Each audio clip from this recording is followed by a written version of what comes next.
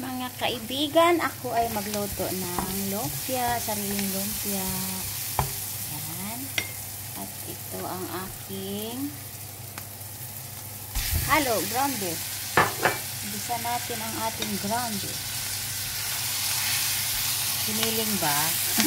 Giniling ba? Diba? Giniling na baboy. Yan lagi ang ano ko, halo ko. Yan. Bisa natin konti.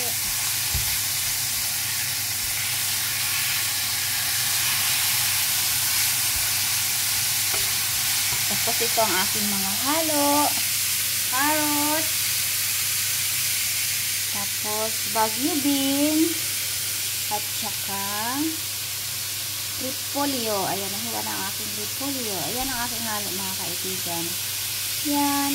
Tapos gulay na lumpia na may halong giniling na baboy. Yan ang aking tanghalian ngayon. Yan, mag-isa-gisa tayo. Tapos, pagkatapos nito, ay itabi para lumamig. Saka gawin ng lumpia. Ayan. Kasunod yung aking lumpia. Salamat.